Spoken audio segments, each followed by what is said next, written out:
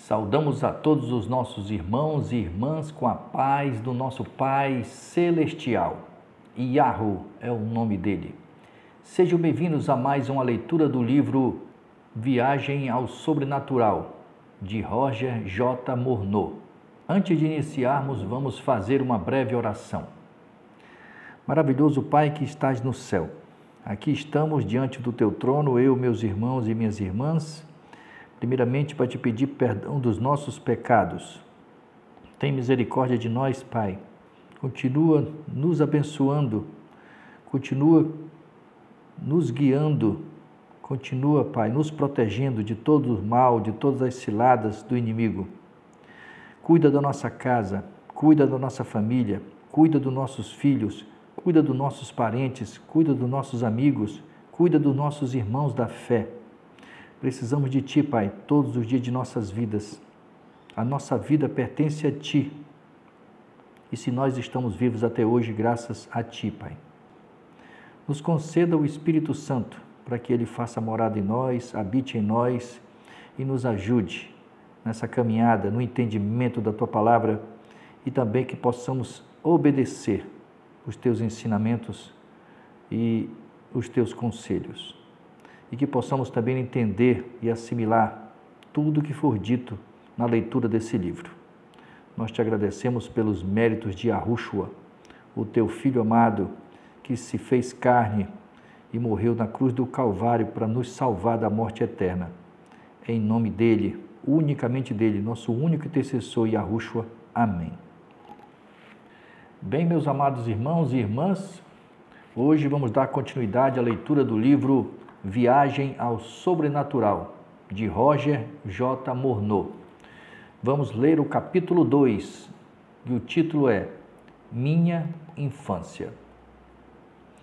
Fui o quinto em uma família de 8 filhos e nasci em 18 de abril de 1925 em Saint-Jacques, Nova Brunswick, pequena cidade perto da divisa com a província de Quebec, leste do Canadá. Os meus pais eram devotos católicos franceses. Do lado do meu pai, 2 de suas irmãs eram freiras e seu irmão mais jovem era um padre, que mais tarde se tornou monsenhor da Igreja Católica Romana. Mesmo agora, não posso deixar de admirar a diligência com que meus pais seguiam os ensinamentos e exigências de sua igreja. Tanto quanto eu possa me lembrar, fazíamos oração em família todos os dias. Lembro-me melhor do período de oração da tarde. O rosário era a parte principal do ritual, mas nós também repetíamos a litania, que é a oração dos santos. Isso consistia em invocar os nomes de uns 100 santos ou mais, para pedir que eles orassem por nós. Como crianças, nossos joelhos ficavam doendo de tanto ajoelhar, mas éramos incentivados a oferecer o sacrifício a Yahweh, que, por sua vez, poderia usá-lo para aliviar alguma pobre alma do tormento das chamas do purgatório. Nossa família também fazia muitos tipos de humilhações do corpo, com o fim de receber o favor de Yahweh. Se alguém fosse confessar e receber a comunhão na primeira sexta-feira de cada mês, voltava com a certeza de indulgências que beneficiariam alguma pobre alma com 5.000 dias a menos no purgatório. Naquele tempo, isso significava ficar sem alimento e sem água desde a véspera. Na noite anterior, até depois da comunhão, na manhã seguinte, a igreja alterou esse regulamento. Em determinadas épocas do ano, nossa família também tinha o costume de passar uma noite inteira em vigília. Fazíamos rodízio para que cada um de nós se ajoelhasse durante 1 hora diante de uma estátua para repetir o rosário e outras rezas. A quaresma, antes da Páscoa, também era um pedido de intensa automortificação, Meus pais amavam a Iarro e todas as suas atividades giravam em torno de Iarro. O principal objetivo deles era agradar a Iarro. Aos 3 anos de idade, fiquei muito doente e os médicos suspeitaram que eu não ficaria bom. Meu pai chegou a fazer arranjos para o meu funeral. Minha mãe prometeu a Iarro que, se eu ficasse bom, ela faria tudo ao seu alcance para que me tornasse um padre, vivendo para glorificar o nome dele e para levar outros a servi-lo. Ela conta que eu comecei a melhorar imediatamente e minha recuperação foi rápida e completa. Chegou o momento da minha primeira comunhão. No entanto, quanto mais eu memorizava o catecismo, os ensinos e mandamentos da igreja, mais difícil era harmonizar os seus ensinos com o que eu conhecia do Evangelho de Yahushua, nosso Salvador. Antes do sermão, no domingo, o padre lia um capítulo de um dos 4 evangelhos, ou de uma das epístolas, e essas eram coisas que eu apreciava muito. Certa vez, quando eu tinha 7 anos de idade, estávamos voltando da igreja para casa num lindo dia de inverno. O sol brilhava e cerca de 20 trenós puxados a cavalo seguiam um ao outro.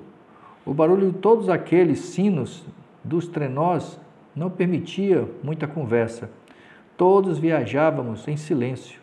Foi quando quebrei o silêncio perguntando à minha mãe por que Yahushua foi tão bom para as pessoas quando andou na terra e se tornou tão mal depois que subiu para o céu. Por que você faz essa pergunta? Indagou ela. Porque um Deus bom queimaria as pessoas no purgatório através de centenas de anos só por causa de pequenas ofensas? Eu perguntei.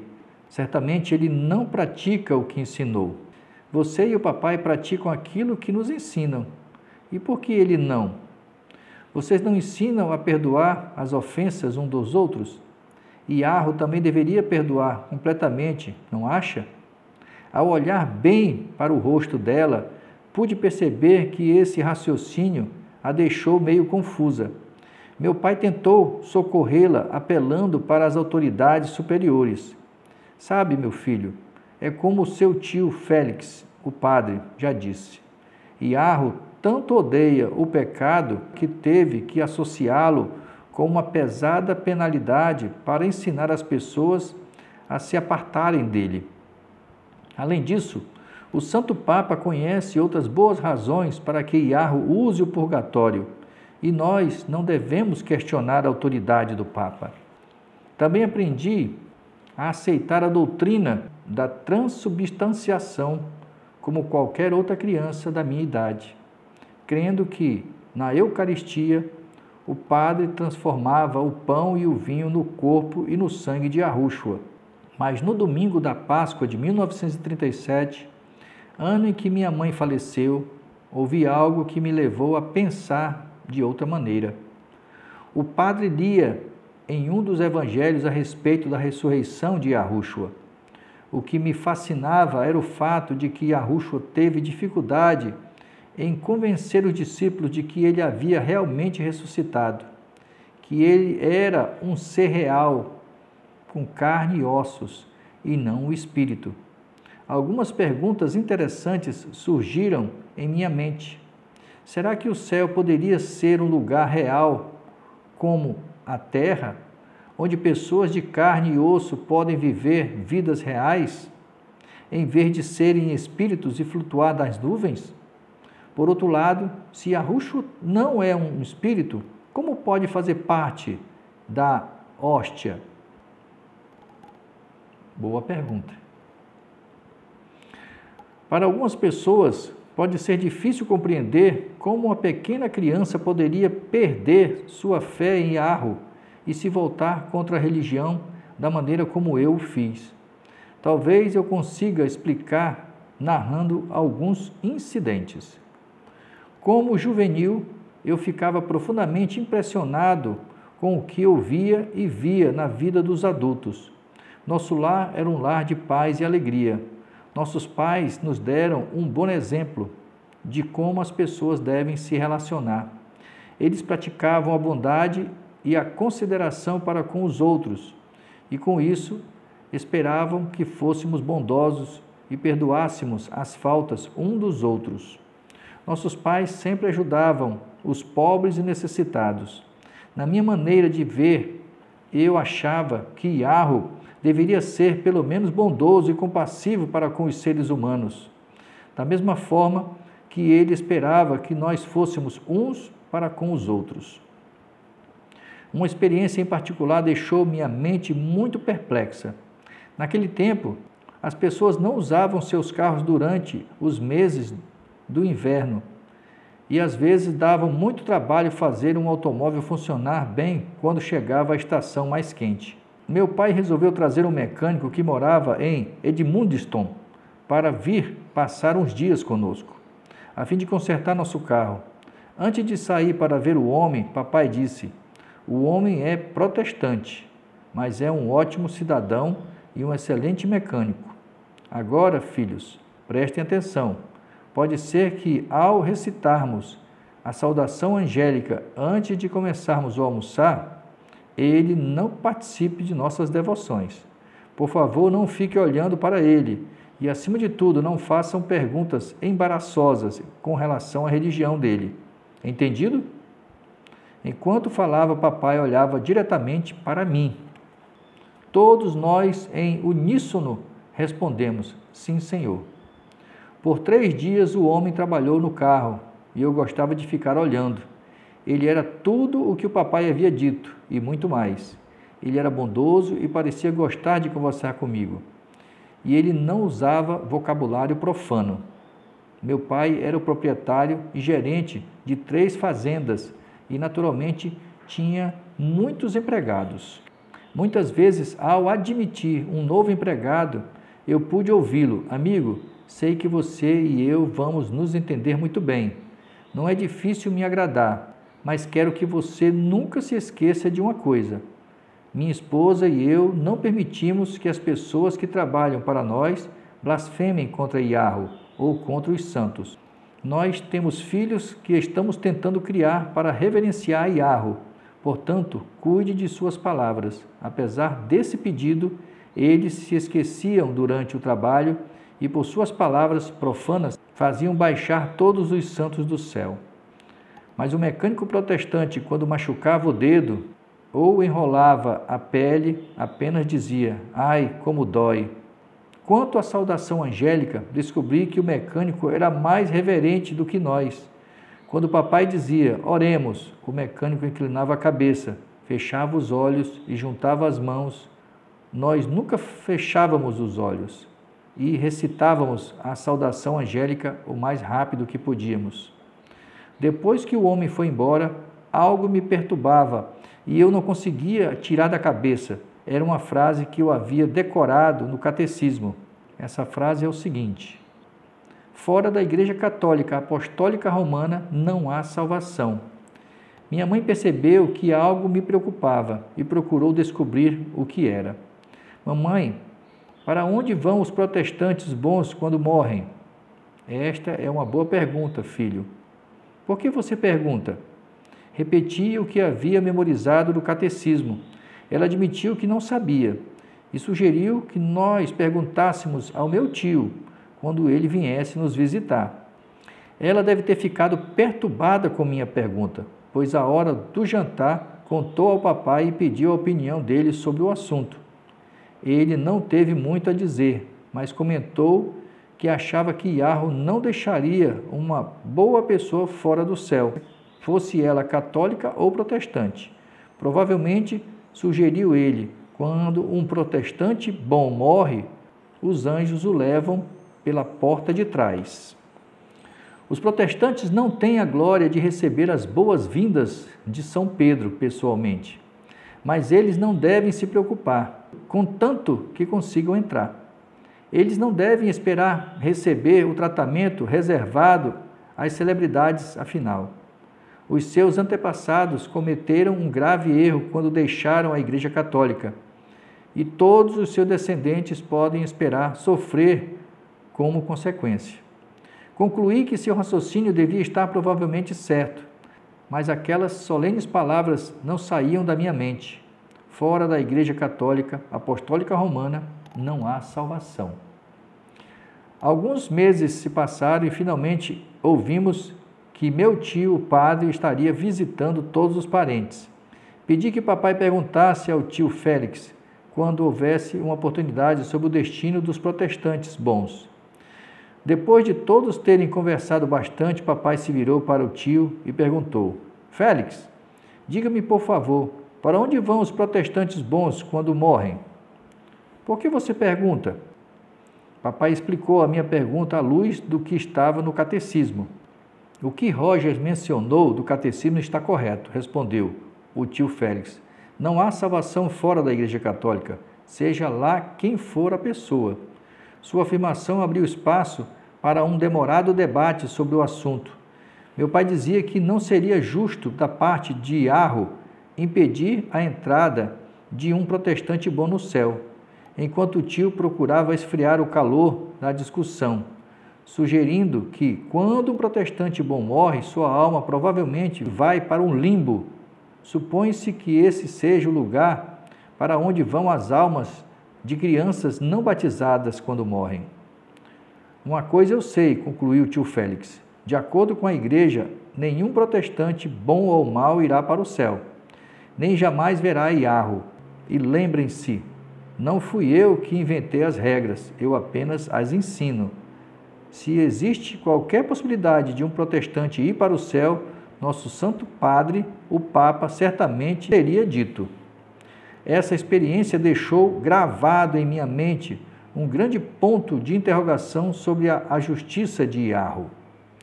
O tempo foi passando e uns 2 anos depois a questão da justiça de Yarrow veio de novo à tona.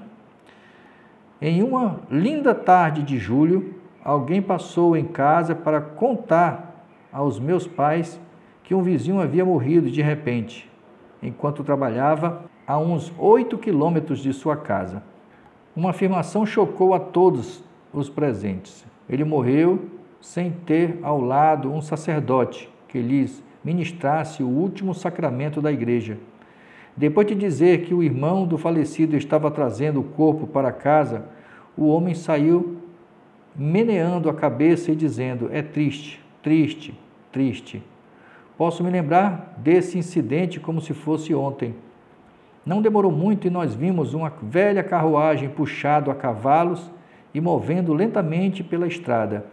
Um cobertor cobria o corpo e o condutor estava sentado na frente, com as pernas penduradas e a face refletindo seu desespero.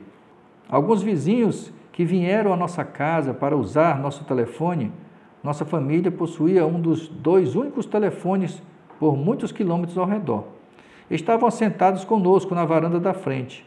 Depois de o féretro ter passado pela frente da nossa casa, minha mãe comentou: se pelo menos ele tivesse tido um padre para lhe perdoar os pecados mortais, não teria que ir para o fogo do inferno.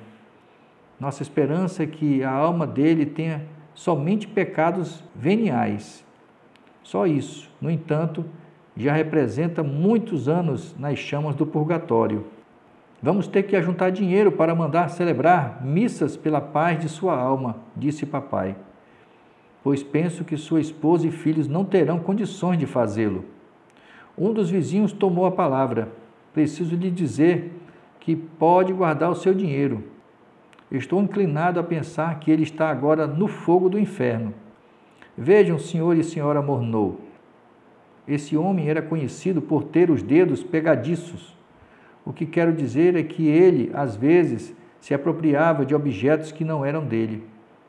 Essa acusação é grave, respondeu papai. E a menos que o senhor tenha provas, eu gostaria que não falasse mais nada.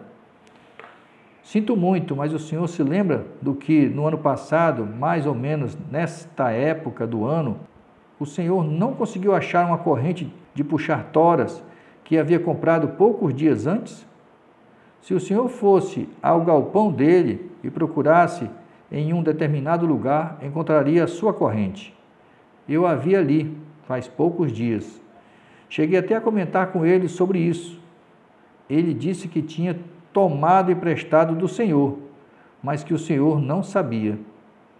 Por alguns momentos, papai pareceu chocado, mas logo recuperou a compostura e disse: para mim, isso é uma revelação. Ouçam todos. Quero que todos saibam que diante de Yarro estou dando ao falecido a corrente que ele tomou emprestado de mim, mesmo que ele não tivesse a intenção de me devolver. Além disso, caso ele tenha levado qualquer outra coisa do que eu não tenha conhecimento, também dou a ele. Dessa forma, a alma dele está livre de qualquer condenação que ele possa ter trazido sobre si mesmo à vista de Yarro. Não quero ser irreverente para com Yarro, respondeu o vizinho, mas agora estou achando que o Senhor é muito mais bondoso do que Yarro. Tenho que admitir que esse é o mais lindo gesto que já vi ou de que já ouvi.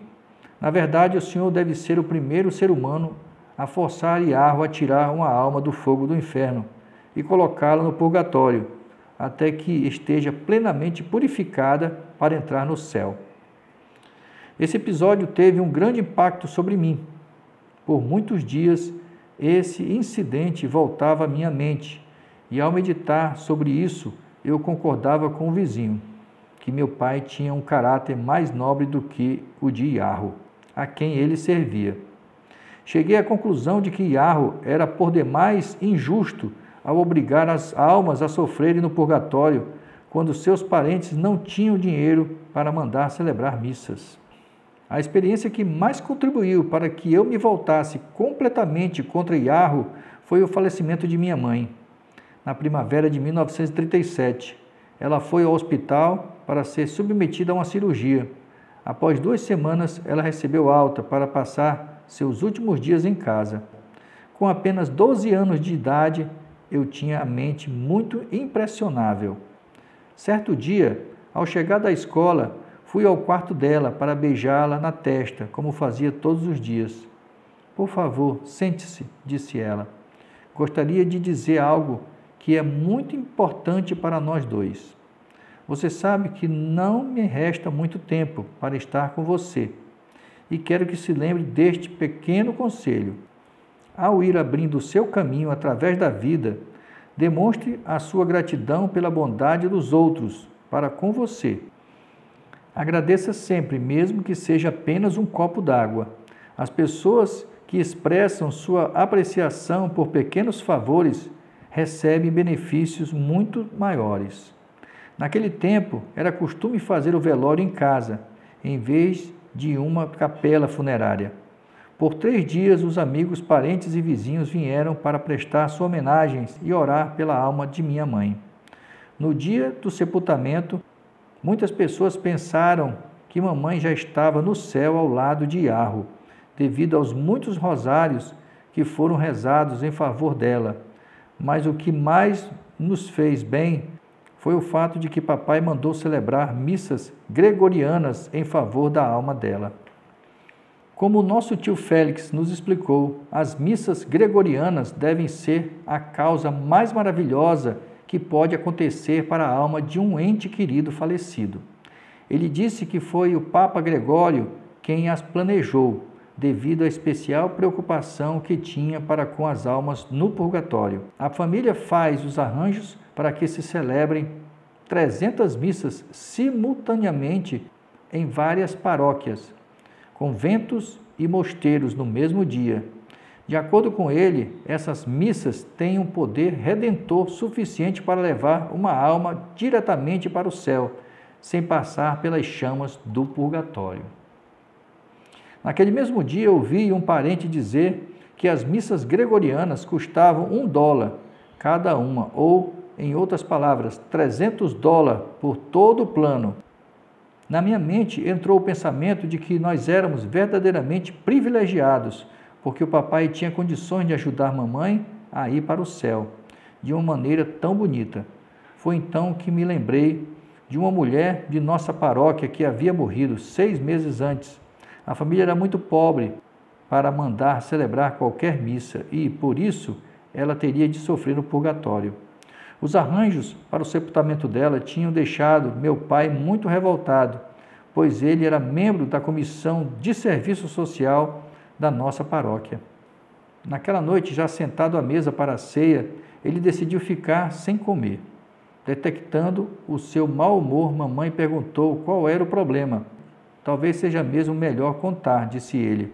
Passei a melhor parte da tarde no presbítero da igreja, com outros membros da comissão de serviço social, discutindo os problemas dos pobres de nossa paróquia. O principal item de interesse foi a compra de um caixão para a idosa Annie. Eu não era contra a despesa, mas quando o padre Joaquim perguntou ao diretor da funerária quanto seria possível economizar se retirássemos do caixão o crucifixo e as alças antes do enterro, fiquei revoltado e tive vontade de dar ao bom padre uma parte do meu vocabulário, mas me mantive por respeito ao seu ofício. Para colocar um ponto final à discussão, eu disse que pagaria a diferença. Coisas desse tipo, de alguma forma, me irritam. É triste ser pobre hoje em dia, especialmente quando chega a hora de morrer. Ao me lembrar desses dois incidentes, eu não conseguia deixar de pensar que Iarro era tremendamente injusto em permitir que a miséria continuasse no mundo. Com o passar do tempo, perdi a confiança em Iarro e na igreja e resolvi que, tão logo tivesse idade suficiente para me manter, não teria nada a ver nem com Iarro, nem com a igreja. No outubro de 1937, meu irmão Edgar e eu fomos colocados por papai num internato administrado pelas freiras de Hotel de Santa Basil. A grande quantidade de instruções religiosas que aí recebi serviram apenas para endurecer ainda mais o meu coração. Pelas aparências exteriores, ninguém seria capaz de imaginar o que estava ocorrendo em minha mente. Passo a passo afastei-me de Iarro, com desgosto e ódio.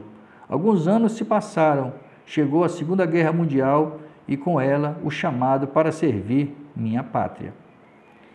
Para vocês verem, meu irmão e minha irmã, o que se passava na mente de uma criança, né?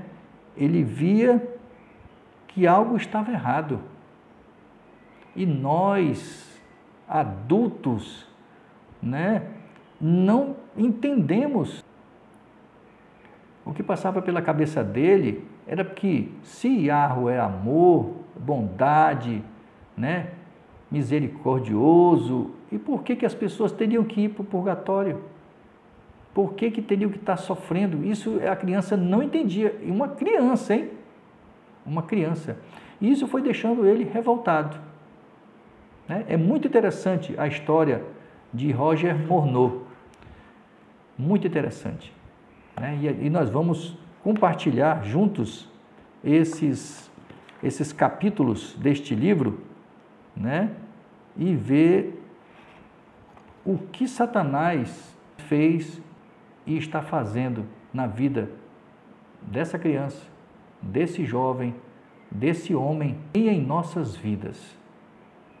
E como podemos nos blindar, como podemos nos proteger dele.